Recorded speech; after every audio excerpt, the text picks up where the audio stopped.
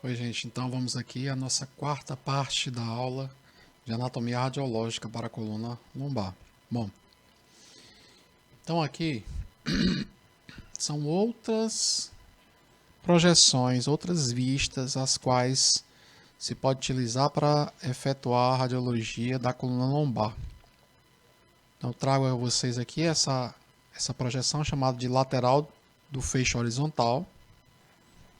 Tá? Nela se faz em supino, com a visualização dos corpos vertebrais lombares, pedículo e articulações facetadas, e é utilizado geralmente para alguns traumas, onde não são visualizados em outros perfis. E também a projeção oblíqua. Projeção oblíqua também muito utilizada na nossa radiologia, uma vez que ela pode evidenciar alguns traumas que são dificultados tanto na visualização anteroposterior quanto na visualização lateral. E ela pode também auxiliar, principalmente em toda o grau, né, em todo o contorno, principalmente lesões onde não se verifica nessas duas vistas. Tá? Então, a vista oblíqua é muito utilizada também. Se vê as faces articulares, as partes interarticulares. Você pode também fazer numa visão flexão ou extensão. Você também pode fazer utilizando essas duas, esses dois movimentos. E também para ver, ter uma visão funcional para a estabilidade da espinha, né? Então, você pode utilizar para verificar como é que está a coluna frente a movimentos. Na posição oblíqua, a gente observa aqui o clássico sinal do cachorro Scott, né? Do Scott Dog, Sign, né? Vocês podem ver na figura da direita a, a presença de achados de sombreamento como se fosse um cachorrinho, né? Um cachorrinho Scott, né? Bom, aqui nós temos na figura da esquerda alguns números. E aqui são exatamente o que? O número 1, que é o focinhozinho do cachorro, nós temos um processo transverso que está lá do outro lado. Isso na posição oblíqua, gente. Não se esqueçam, não é PA e nem lateral, é posição oblíqua. Então nós temos aqui o focinhozinho, que é o processo transverso.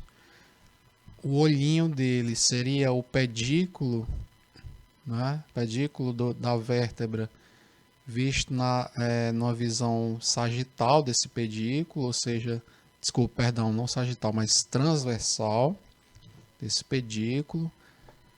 Tá? Visualizamos em 3 a orelhinha do dog, né? Que seria o processo articular superior. No quarto, o istmo, né? Que é a paz articular interarticulares, que é entre as duas articulações. No 5, a lâmina da vértebra. No 6, o processo articular inferior. Lembrem-se que na vértebra lombar, na coluna lombar, a disposição da articulação é no plano sagital. Em 7, nós vemos o processo espinhoso. Em 8, o espaço interlaminar. E o 9, o disco intervertebral. Aqui você também pode ver, gente, aproveitando a figura, um pouco da placa terminal inferior da vértebra lombar. A inferior e aqui a superior. Tá? E em 10 nós vemos o formatozinho do cachorro, né? Como você pode ver aqui, né? Um cachorrinho semelhante a esse aqui. o Scott Dog, né? Isso na vista oblíqua. Se faz também para ajudar, auxiliar em algumas injeções, certo? E também para essa própria injeção aqui, ela é feita para você melhorar a visualização. Então você consegue ver todo o contornozinho do cachorrinho aqui, tá? Nas figuras da esquerda nós vemos já um tipo de patologia que a gente vai já ver, que é muito utilizado para a vista oblíqua, tá? Que é a espondilolistese. A gente vai mostrar um pouco mais à frente. Bom, aqui nós temos um raio-x normal. Então, nesse raio-x, nós temos aqui a visão PA da coluna vertebral. Podem ser evidenciados aqui os processos espinhosos alinhados no mediano, no plano mediano. Podemos ver que as cristas ilíacas estão simétricas, estão alinhadas e o paciente não tem uma leve torção, tá? Então, caso ele não tenha feito torção no corpo, isso aqui pode também ser fruto de uma escoliose torsional, né? Muito comum em algumas pessoas. Existe também aqui a presença de gases, né, o que pode dificultar um pouco a visualização. Nós temos aqui um perfil lateral, mais à esquerda, né? Vocês podem ver que o perfil está bem, está mostrando normal, ou seja, não tem nenhum problema. As vértebras estão na sua, sem apresentar fraturas quaisquer, né? Nós vemos as placas terminais bem posicionadas, bem visualizadas, tá? E os outros elementos, né, das colunas vertebrais, da coluna vertebral. E aqui, mais à direita, nós vemos um raio-x de coluna de uma criança. Vocês podem notar, no normal, né, lógico, ele tem uma vértebrazinha bem menor, né? A placa terminal ainda não está totalmente desenvolvida, pois ela ainda está em crescimento. E, portanto, a gente vê bastante espaço intercorpo vertebral.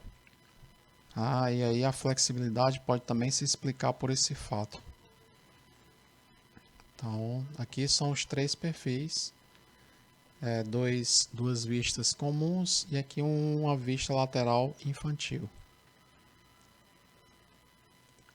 E aqui, gente, a gente vê já uma patologia, tá? Então, como vocês podem ver, aqui numa visão AP ou PA, presença aqui de gases, né, no nosso intestino grosso e um pouco de intestino delgado. Mas dá para a gente visualizar aqui, ó. Terminou o sacro, nós temos L5, L4, L3, L2, L1. Vocês puderem observar, a altura da L1 ela está diminuída em relação à parte posterior. E aí parte-se para investigar a vista lateral. E o que a gente pode observar é que na vista lateral, a vértebra L1 apresenta-se uma parte anterior diminuída em altura em relação à parte posterior. Isso aqui evidencia uma fratura aguda por compressão com ruptura. Então, aqui provavelmente é um paciente que caiu de uma altura aí de mais de 3 metros, caiu de uma escada, caiu do teto, né? E aí houve uma compressão com o impacto das outras vértebras e do peso do corpo. Ele, entre aspas, esmagou a vértebra, o que gera aqui muita dor e possível comprometimento da parte posterior com a medula, ainda a medula, né, que a medula vem até L2, L1, L2, e nervos. Portanto, é uma fratura aí bem complicada e muito dolorosa. Aqui nós vemos clássico, né? Que na verdade não é normal, gente. Aqui houve uma pequena falha. Na verdade são duas figuras iguais, né? Mostrando escoliose. Uma escoliose uma escoliose flertida para o lado lombar. A gente pode observar que há um pequeno desnível da crista ilíaca esquerda e também há uma curvatura lateral da região lombar com pequeno comprometimento da região sacral. Isso aqui pode levar a prejuízos posturais, a encurtamentos e a dores de maneira crônica.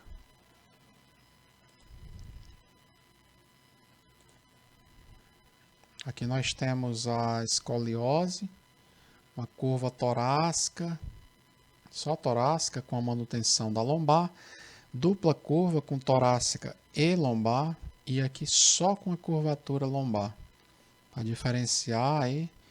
E aqui vocês podem ver que a crista ilíaca na primeira, a da esquerda, elas estão bem alinhadas. Quando você tem uma curvatura lombar, uma escoliose lombar, você já tem repercussão do quadril. Tá? Vocês podem ver que ele forma uma espécie de um S, né?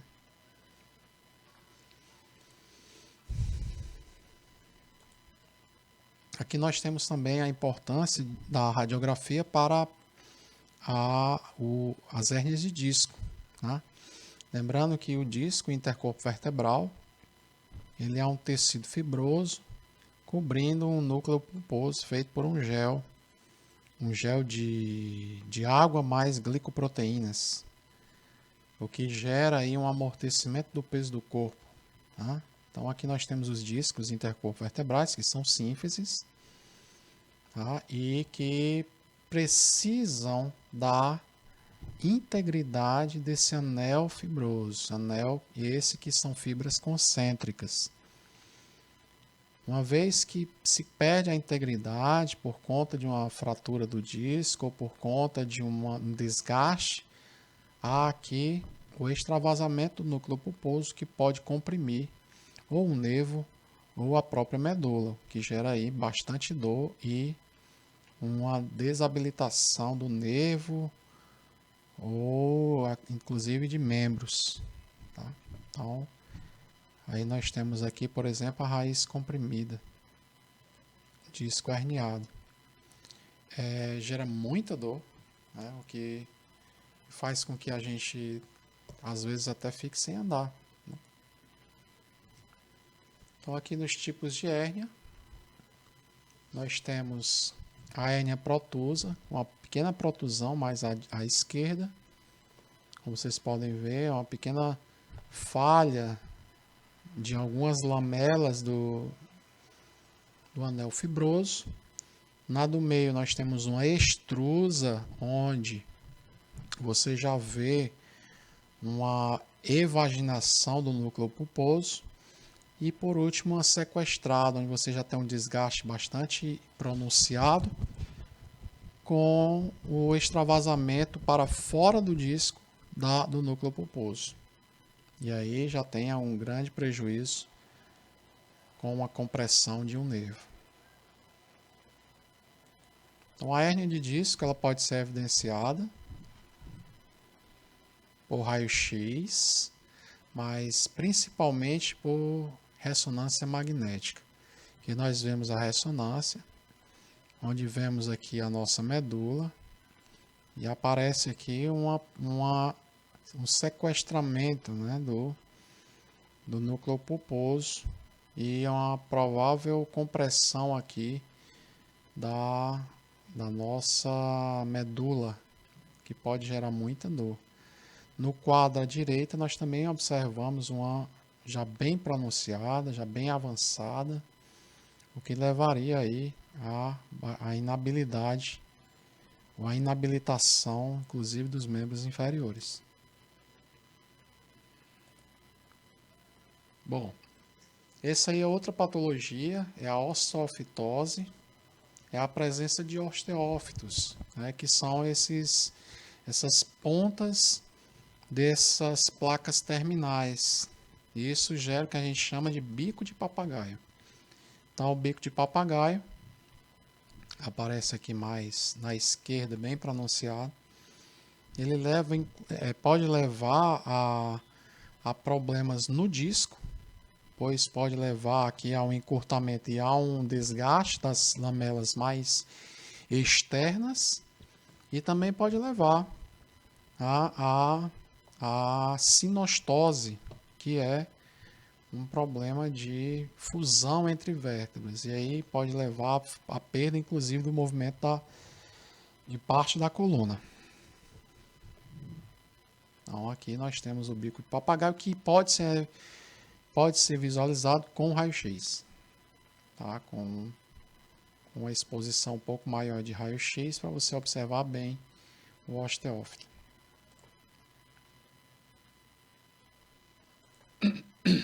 Então, aqui nós temos também bicos de papagaio, bem pronunciados, as placas terminais já bem pronunciadas, e pode levar, inclusive, a aplicamentos, né, que são pinçamentos de tecido circunvizinho, que pode gerar muita dor. Aqui nós também temos uma patologia visualizada pelo raio-x, que é o trauma raquimedular, o TRM. É um trauma já bastante complicado, bastante avançado, com extrusão, né, e cominutivo, inclusive, com avulsão de vértebras, deslocamento de partes vertebrais, e aí pode levar vários problemas na pessoa, né?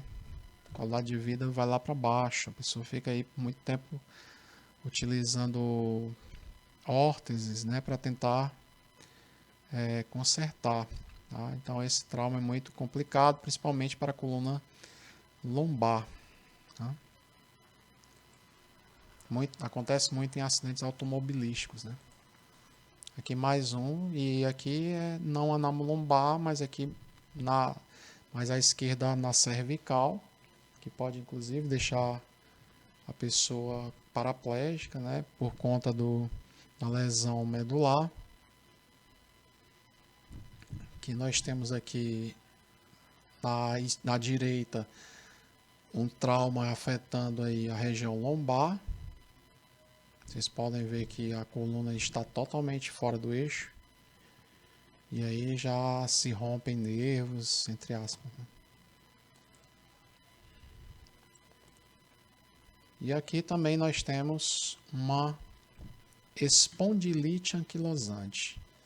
Espondilite anquilosante é uma condição inflamatória crônica que leva aí à inflamação dessa área óssea mais próxima do disco. E essa área ficando demasiada, deixa o restante do corpo mais afilado, o que levaria aí a uma aparência do corpo da coluna semelhante a um bambu. Né? O bambu ele tem esses nós que são um pouco mais dilatados e tem a parte central do bambu, que é verde, que é um pouco mais afinada. Então, essa espondilite anquilosante, ela também é chamada de coluna em bambu. Então também pode ser muito bem visualizada em PA. Tá? Não em lateral, mas em PA. Aqui nós temos também, mais uma vez, a coluna. Só que, gente, que a coluna, a medula espinhal, ela é muito bem visualizada na utilização da RMN, a ressonância magnética nuclear. Tá? Porém, o raio-x ele pode dar indícios, né, de que há um trauma no disco. Tá? e pode levar indícios, principalmente por distanciamento de vértebras, tá? Alinhamento e assim vai. E por último aqui eu trago a anterolistese. Na verdade é uma das espondilolisteses. A espondilolistese pode ser, na verdade, um deslizamento de vértebra, tá? Que pode ser tanto para frente quanto para trás. E quando é para frente é chamado de anterolistese, quando é para trás, retrolistese. E essa condição, ela pode acontecer frente a traumas, e também em crianças e adolescentes, né, que nascem já com problemas, com agenesias de algumas dessas partes ósseas aqui. Então, malformação óssea pode levar a um deslizamento desses, o que pode garantir à criança ou ao adolescente uma dor muito crônica. Tá? Aqui nas figuras acima, a gente pode utilizar alguns perfis, principalmente o perfil lateral, para se visualizar o deslizamento da vértebra. Então, esse paciente aqui é um caso estudado onde uma jovem, né, uma adolescente, passou muitos meses aí com uma dor que não passava. O médico passou um raio-x e observou que essa vértebra aqui, a S5, a S1, ela se apresentava com um plano posterior ao plano da vértebra L5. Tá? E isso era o indício de que a adolescente estaria com uma anterolistese, tá? O que levava aí a um quadro crônico de dor. Ok, gente? Então, essa é minha aula. Agradeço a todos e foquem nos estudos. Espero que essa aula desenvolva em vocês espírito de curiosidade, né, frente ao que há por vir nas matérias de traumatologia. Tá? Então aqui é um pequeno gostinho do que vocês vão ter mais à frente, ok, pessoal? Espero que vocês fiquem bem, mantenham-se no estudo e é isso. Valeu, pessoal.